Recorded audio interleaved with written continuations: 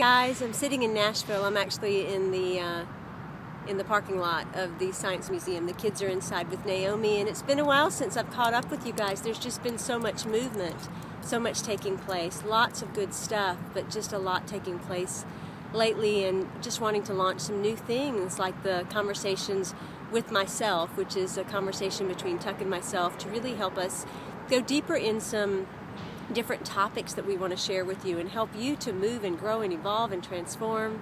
And then we have fun with our little Starbucks runs, and so we're doing some of that. And I've gotten away from my little daily personal video to you, but I want to get back to that. I went through something that was a little personally challenging in the last 2 weeks, and some of the personal stuff that I had dealt with in my marriage kind of rose back up. It's almost like it came right in line with Mercury retrograde, and so I had to deal with some things in regard to that, and it all kind of settled out. It's all fine and it's all good. Just some of those things that could have been excuses for someone to decide they wanted to stop what they were doing. And I told you from the get-go that there are no excuses to not live our dreams. So we moved through that and onward we go. But a lot is really taking place. I've been working on and got the version that I needed to check the edits on my new book, Your Journey to Enlightenment, which is due out in December. And I went back and I reread that book, and it was amazing to me because that book kind of came through me last January. And at the time that book came through, my agent had called me and said, there's a publisher that is looking to have a book written on a certain topic, and they specifically asked for you.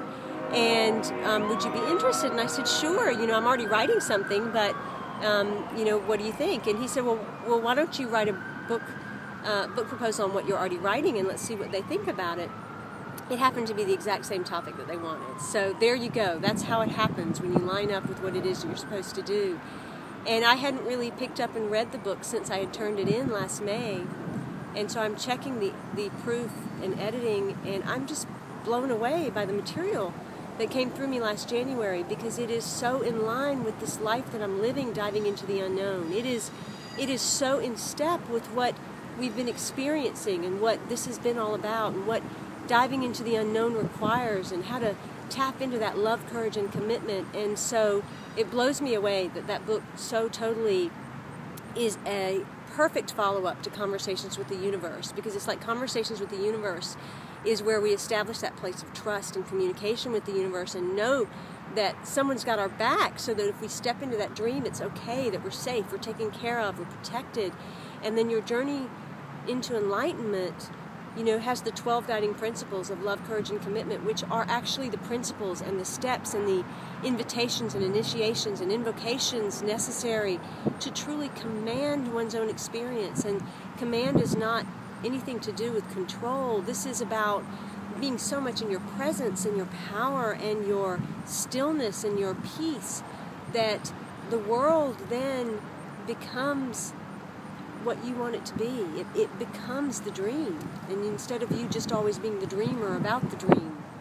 And so I'm really excited that so much is happening, and we're kind of camped out in the Nashville area using this place as the homestead place to go back and forth to some of the colder cities, because we don't want to drive in the weather that is being encountered in some of those places.